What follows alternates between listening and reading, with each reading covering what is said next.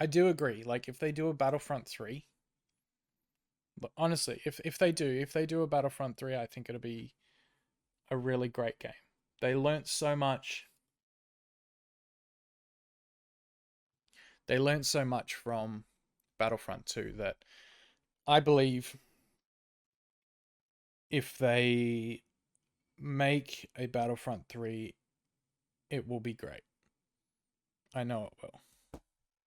If you get Dennis back, you get Guillaume back, you get Ben back, you get Jay, you get CJ, you get all the devs that worked on Battlefront 2 and were still there at the end.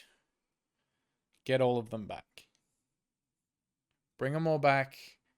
Make Battlefront 3. Do all of that.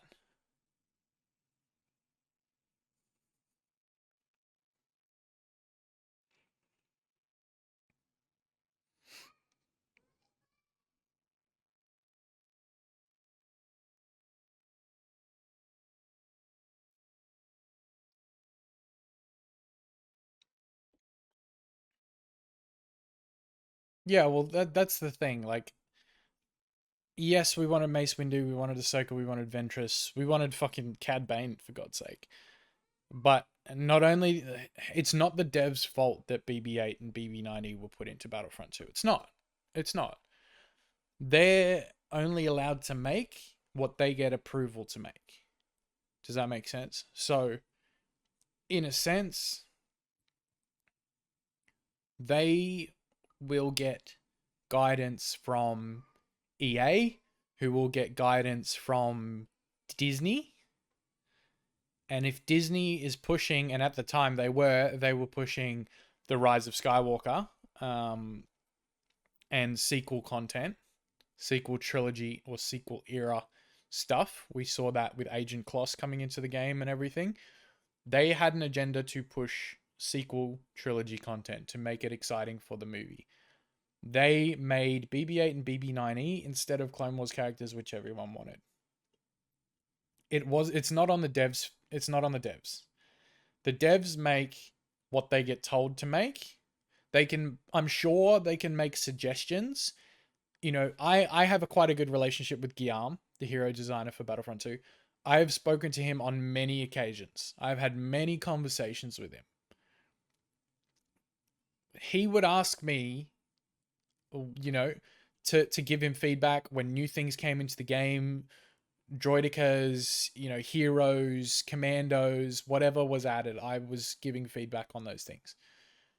So him and I had a pretty good relationship. I guarantee you there was a point where he went to whoever is up the food chain, and then Dennis would have gone further up and said, hey, literally everyone in this community, everyone that watches, plays, makes content on Battlefront 2 wants Ahsoka and Ventress. I guarantee you they would have said that at some point. And they would have been shut down going, no, we need you to focus on BB-8 and BB9-E. Do you know what I mean? So there's so many things that I could say, and so many things that the devs could probably say that the fans wanted and the players wanted and the content creators and it's the stuff we all wanted. We knew what we wanted. I could have said that till I was blue in the face, but at the end of the day, Disney made that call on what EA wanted DICE to make, which then the devs had to make. So if, Mickey Mouse House said, we need you to make Jar Jar Binks, they would have had to make Jar Jar Binks. Mickey Mouse House said, we want you to make BB-8 and BB9-E. Guess what? We get BB-8 and BB9-E. It's that simple. They make the call, the devs have to do it. Doesn't matter what we want. Which is a shame, because I know the guys at DICE, and I know what they wanted to make. There have been tweets from devs saying, oh, we wish we could have made other things. There were so many ideas we had. I wish we could have, worked on certain things that they had visions for. Do you know what I mean? Like, you could tell their hands were tied.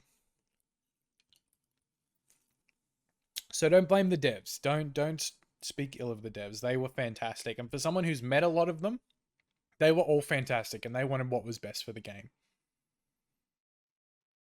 So,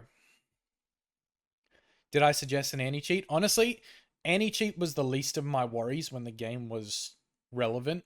I honestly don't think Battlefront 2 is relevant anymore. Um, I was playing on console up until a couple of months ago, so I never really ran into cheaters all that much. The content creators I knew that did play on PC never really complained about cheaters. So I didn't really know it was a prevalent issue. And even since I've been on PC, I probably played Battlefront 2 on PC for 3 months. I think I only ran into 2 cheaters. So unless it was a much bigger problem early on in the day, I'm not sure. But it wasn't my position to call that out because I didn't have hands-on experience with it until just recently. So calling out an anti-cheat wasn't in my I guess content schedule.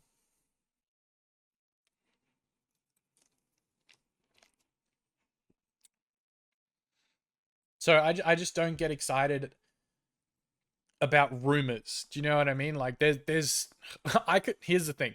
I could go on Reddit right now, right? Make a fresh account with no upvotes, no nothing, right? I could go on there with a cryptic ass username like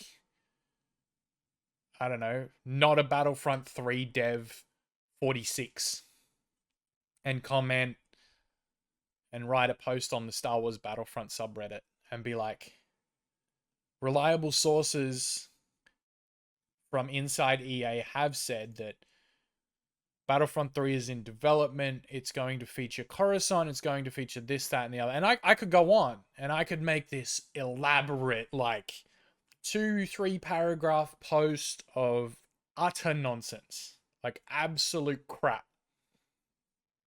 And I could just post it up on Reddit.